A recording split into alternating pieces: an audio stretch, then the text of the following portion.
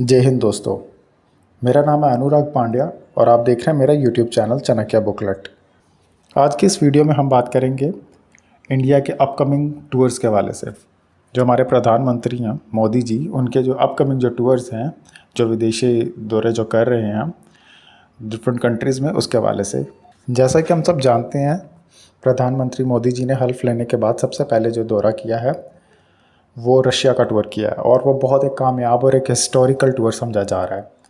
और अब खबरों में ये आ रहा है, सुनने में ये आ रहा है कि जो उनका जो नेक्स्ट टूर है वो यूक्रेन की जानिब है। यूक्रेन की तरफ का ये जो टूर है ये बहुत एक हैरानकुन और एक बहुत शॉकिंग और अपने में एक नए सवालात को जन्म दे रहा है।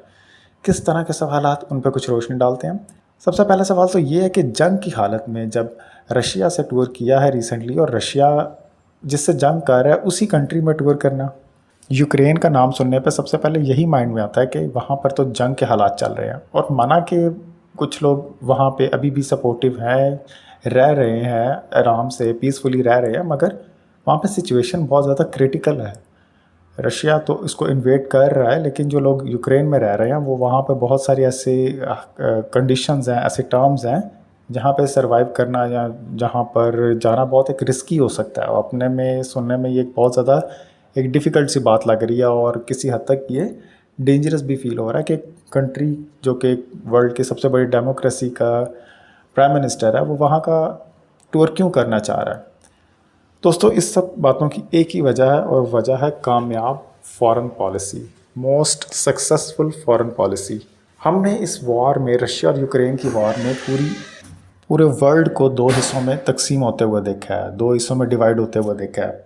बहुत सारी कंट्रीज़ ये रशिया के सपोर्ट में थी और बहुत सारी कंट्रीज़ यूक्रेन के सपोर्ट में थी। बहुत सारी यूरोपियन कंट्रीज़ भी यूक्रेन को सपोर्ट कर रही थी, और बहुत सारी यूरोपियन कंट्रीज़ रशिया को इनडायरेक्टली ज़रूर सपोर्ट कर रही थी। ये बात एक फैक्ट है जिसके बहुत सारे रियल फैक्टर्स तो यहाँ पर डिस्कस नहीं किए जा सकते, लेकिन ये एक फैक्ट है कि रशिया को बहुत सारे यूरोपियन कंट्रीज़ भी इनडायरेक्टली सपोर्ट कर रही थी।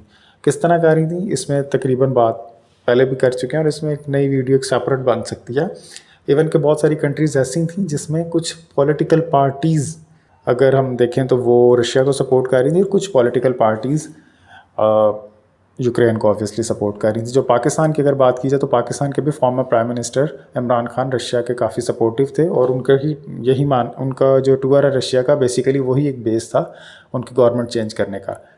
तो चलते हैं टूर की जानिब। प्रधानमंत्री मोदी जी ने जितनी अपनी फॉरेन पॉलिसी रखी है 2014 से लेकर अब जो 2024 चल रहा है, इसमें अपनी बहुत ज़्यादा न्यूट्रल होने का सबूत दिया है। पूरे वर्ल्ड को एक मैसेज दिया गया कि मैं एक न्यूट्रल लीडर हूँ और मेरी कंट्री एक न्यूट्रल है जो किसी भी किस्म के वार क्राइम्स को, वायलेंस को, जेनोसाइड को सपोर्ट नहीं करता। अब वो किस तरह का वार क्राइम है, किस तरह का जेनोसाइड है, और किसी भी तरह का, चाहे वो इनोसेंट लोगों पे किसी भी किस्म की कोई फायरिंग है, उसको हम सपोर्ट नहीं करते। तो जहाँ पर प्रधानमंत्री मोदी जी ने रशिया की सपोर्ट दिखाई है अपने टूर से, वहाँ पर बहुत सारे लोग ऐसे हैं जो लीगल इसको एडमिट करते हैं कि यूक्रेन में रहने वाले लोगों के साथ भी बुरा और जुल्म हो रहा है।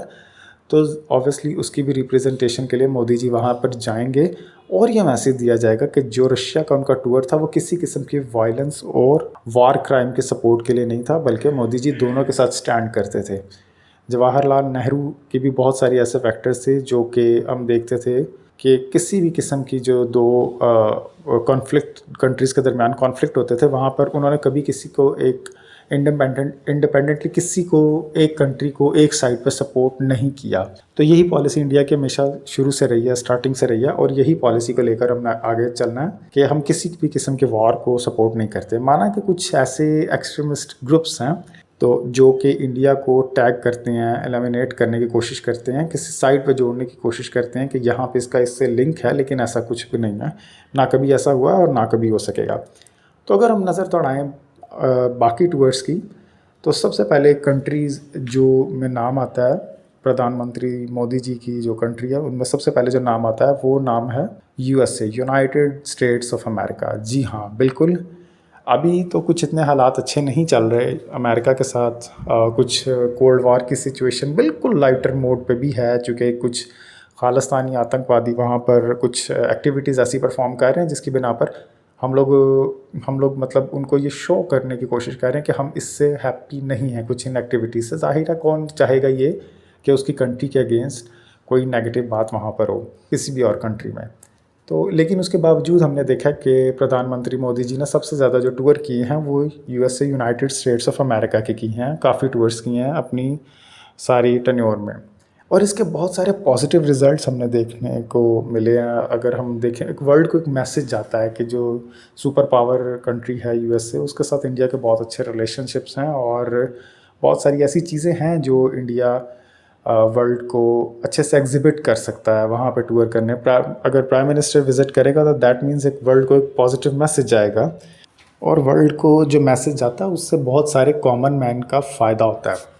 फ़ायदा किस सेंस में होता है? इंडिया के जो लोग हैं वहाँ पर जो रहने वाले हैं, रेजिडेंट्स हैं जो यूएसए में रह रहे हैं, वहाँ के लोगों का काफ़ी हौसला बढ़ता है, और उसको एक अच्छे पॉजिटिव इमेज की एक बेस मिलती है, और वो पॉजिटिव इमेज उनको अच्छी जॉब्स और अच्छे बिजनेस की तरफ लेके जाता है उसी कंट्री में। हम देखते हैं ये मोदी जी के ही अखबार में ये देखने में आया है कि बहुत सारी वीआईपी गवर्नमेंट सेक्टर्स की जॉब अमेरिका में इंडियन लोगों को दी गई हैं। बहुत सारी ऐसी जॉब्स दी गई हैं जो बहुत बड़ी सीट्स और बहुत बड़े रैंक्स की थी, वो इंडियन पीपल ने अचीव की हैं, जिसमें बहुत सारे नाम हैं। आईएमएफ बैंक, जो इंटरनेशनल मॉनेटरिंग फंडिंग का जो बैंक है, वो पूरी दुनिया को लोन देता है, पूरी दुनिया को फ़ंड प्रोवाइड करता है, तो अपनी गरीब मुल्कों को, बहुत सारी कंट्रीज़ को ऐसे फ़ंड्स प्रोवाइड करता है जिससे उनका गुजारा हो सकता है।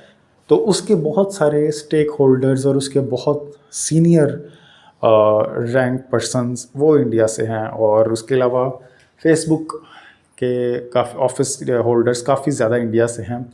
जबकि ट्विटर के बहुत सारे जो इंजीनियर्स हैं, ट्विटर पे काम करने वाले बहुत सारे इंजीनियर्स, वो भी इंडिया से। आईटी प्रोफेशनल्स काफ़ी इंडिया से हैं। सुंदर पिचाई बहुत बड़ा नाम है ये भी आईटी की दुनिया में, वो भी किसी तारुफ के मोहताज नहीं है, वो भी इंडिया से हैं। तो जब ऐसी कंट्री में हम देखें कि एक प्राइम मिनिस्टर विज़िट कर रहा है और उस कंट्री को सुपर पावर समझा जाता है, और उस कंट्री में ऑलरेडी इंडियन बहुत अच्छी सीट्स में हैं, तो पूरे वर्ल्ड को एक बहुत अच्छा, बहुत पॉजिटिव मैसेज इंडिया का जाता है। तो इसको हमेशा अप्रिशिएट करना चाहिए, जो कि बहुत ही ज़बरदस्त बात है।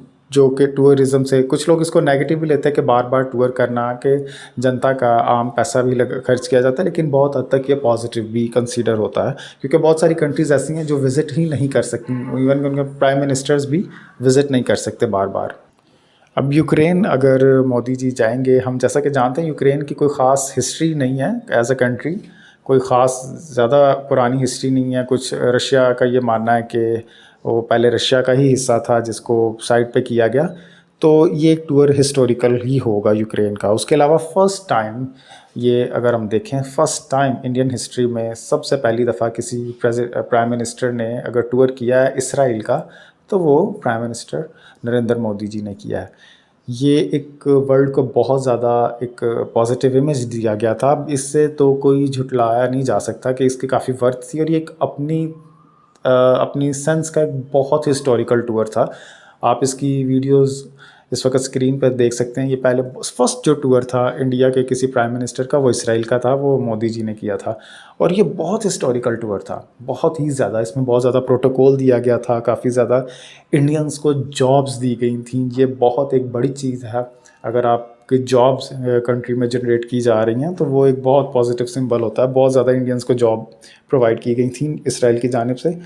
और एक न्यूट्रल फैक्ट भी देखने में आता है कि मतलब हम ना यूक्रेन की तरफ हैं और ना रशिया की तरफ हैं, किसी भी किस्म के वार को सपोर्ट नहीं करते। हम अपनी कुछ वे ऑफ गैदरिंग या फिर हमारा कुछ इंटरनेशनल फॉरेन पॉलिसी सबके साथ इक्वल चलने की है, ये एक फैक्ट देखने में आता है कि हम सबके साथ न्यूट्रल हैं।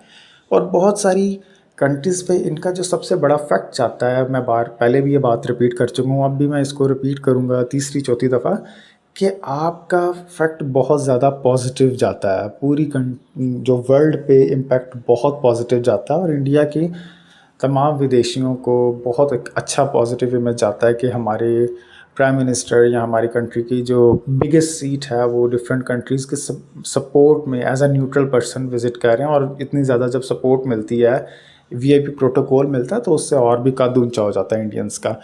एक हमने रिसेंटली एक ख़बर सुनी थी कुछ दिन पहले, ज़्यादा पुरानी बात नहीं, मतलब ऑलमोस्ट ये 4 to 5 डेज़ या 1 वीक पहले की बात है।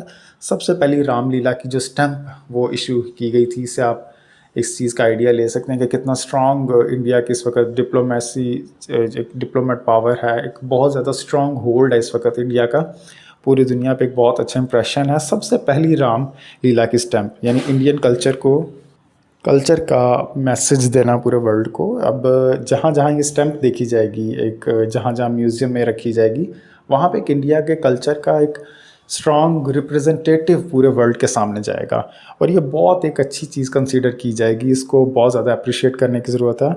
उसके बाद अगर हम देखा जाए तो आजकल इसराइल के साथ जो कुछ वॉर की सिचुएशन चल रही है लेबनान के साथ, तो उसमें भी हमारे विदेश मंत्रालय जो जयशंकर साहब हैं, उन्होंने अपनी सिटीज़न्स को, अपनी नेशनल इंडियन नेशनल्स को कहा है कि आप लेबनान के साथ जितना ज़्यादा हो सके, मतलब थोड़ा सा वहाँ पे जाने से थोड़ा सा उस केयरफुल रहें, या फिर थोड़ी प्रिकॉशंस का ख्याल रखें थोड़ा सा।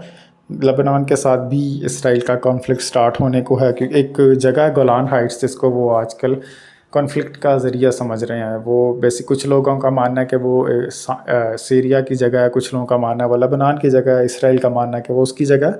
तो एक कॉन्फ्लिक्ट चल रहा है, तो विदेश मंत्रालय साहब ने इस पर भी एक स्टेटमेंट इशू किया, और इसमें किसी भी किस्म की किसी कंट्री को सपोर्ट वन साइडेड नहीं दी गई। इसमें अपने नेशनल्स को वार्न किया गया कि आप कुछ प्रिकॉशनरी मेजर्स के साथ वहाँ पे विज़िट करें अगर आपने करना है तो, वरना आप इससे साइड पर रह के आप किसी और कंट्री का भी फ़िलहाल विज़िट कर सकते हैं। उसके बाद अगर हम देखें तो तुर्की का भी एक काफ़ी टूरिज़म जो हिस्टोरिकल टूर किया था प्रधानमंत्री मोदी जी ने कुछ अर्सा पहले, और ये भी बहुत एक पॉजिटिव इमेज किया था। इवन इसराइल की फ़िलहाल तुर्की के साथ भी कॉन्फ्लिक्ट चल रहा है, तो इसराइल के प्रेसिडेंट को, तुर्किश प्रेसिडेंट जो उर्दवान साहब हैं, उनको एक किस्म का थ्रेट भी पहुंचाया गया बेंजामिन नेतन्याहू जो इसराइली प्राइम मिनिस्टर है, उनकी तरफ से कि डोंट फॉरगेट द रिज़ल्ट और डोंट फॉरगेट सद्दाम हुसैन। ये एक थ्रेट दिया गया कि सद्दाम हुसैन के साथ जो हमने किया था उसको भूल ना जाना, मतलब ये एक तुर्की को वार्निंग इशू की गई है। लेकिन अभी तो वहाँ पे कॉन्फ्लिक्ट चल रहा है, तो इस पे ज़्यादा बात हम नहीं कर सकते, ना अभी तुर्की ने अटैक किया, लेकिन इसकी कुछ बहुत सारी बातें देखने में आ रही हैं, बहुत सारी टू साइडेड चीज़ें देखने में आ रही हैं। और अगर हम एक और पर्सपेक्टिव की बात करें तो ये जो फैक्टर इसराइल का चल रहा है, इसमें इंडिया ने किसी भी किस्म की वायलेंस पे कभी कोई स्टेटमेंट इशू नहीं की, ना डायरेक्टली ना इनडायरेक्टली किसी भी किस्म की कोई सपोर्ट वायलेंस को या वॉर को कभी भी सपोर्ट नहीं की, जो कि एक बहुत बड़ी एक पॉजिटिव सिंबल, पॉजिटिव मैसेज है इंडिया की तरफ से। इन सब बातों में दोस्तों एक तो रिज़ल्ट ये निकलता है कि हमारा बहुत पावरफुल नेशन होने का एक स्ट्रॉन्ग जो सबूत है वो दुनिया के सामने जाता है। बहुत सारी कंट्रीज़ इसको सपोर्ट नहीं करती, बहुत सारी कंट्रीज़ इसको डिज़र्व नहीं करती, और बहुत सारी कंट्रीज़ ये कर नहीं पाती। तो हमें उन कंट्रीज़ को सामने रखना चाहिए और इसी चीज़ को लेके आगे चलना चाहिए। और जहाँ हम ज़्यादा दूर ना जाएं तो हम ये भी जानते हैं कि प्रधानमंत्री मोदी जी ने इवन अफ़गानिस्तान का भी बहुत दफ़ा टूर किया, और 2-3 दफ़ा। और अफ़गानिस्तान में सिचुएशन कैसी थी और कैसी है, ये किसी से कोई ढकी छुपी बात नहीं है, लेकिन अफ़गान पीपल को सपोर्ट में इंडिया ने बहुत सारे टूर्स किए हैं और बहुत सारे पैकेजेस का भी अभी ऐलान किया जा रहा है, और आगे भी हम इनको जॉब्स वगैरह देंगे। IPL मैचेस में भी अब इनको ज़्यादा से ज़्यादा चांसेस देते हैं। India is a neutral country, हमें इससे ज़्यादा इसी चीज़ को प्रमोट करना चाहिए। किसी भी किस्म को वायलेंस को हम ना सपोर्ट करते हैं और ना कभी करेंगे। आप सब अपना ख्याल रखिएगा। Have a nice day. उम्मीद करता हूँ ये वीडियो आपको पसंद आई होगी।